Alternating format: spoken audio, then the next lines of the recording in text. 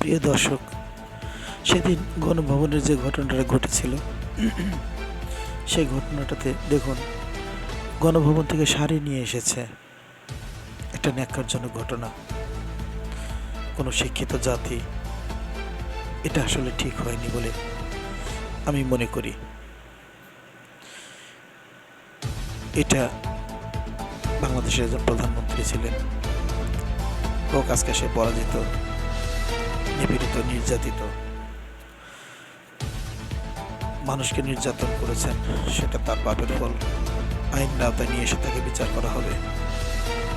কিন্তু আজ তার ব্যবহৃত লোশন, পারফিউম, কম্বল এবং তার যে টাওয়াল, সেটা সহ নিয়ে আসা হয়েছে।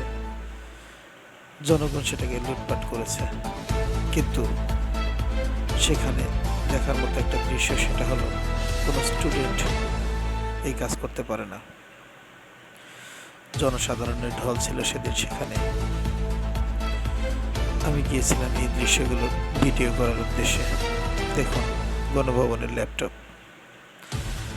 এবং পিসি এবং সেখানকার তৈজসপত্র যা যা ছিল সবই সেখান থেকে লুটপাট করে নেওয়া হয়েছে।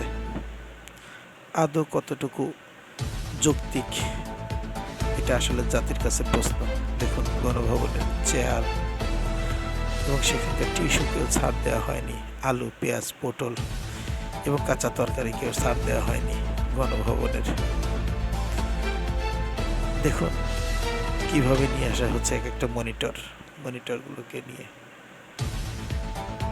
জিজ্ঞেস করছে পাবলিক কিভাবে এটা নিয়ে এসেছে। সরাসরি খুলে নিয়ে এসেছে সেই গণভবন থেকে। এই অমানবিকতার দৃশ্যটা ছিল খুবই করুণ। দেখুন, সেখানকার আলমারি, কম্বল এবং এটার ভিতরে আরও কিছু কাপড় চোপড় ছিল এবং ওটার ভিতরে আরও কিছু জিনিসপত্র ছিল এবং এই আলমারির মধ্যে ছিল বেশ কিছু ইম্পর্টেন্ট কাগজ। দেখুন, কড়াই, গণভবনের কড়াই, ড্রয়ার, প্রত্যেকটা আলমারির ভিতরে ড্রয়ারগুলো, সেগুলো কোনো কিছুকে ছাড় দেওয়া হয়নি।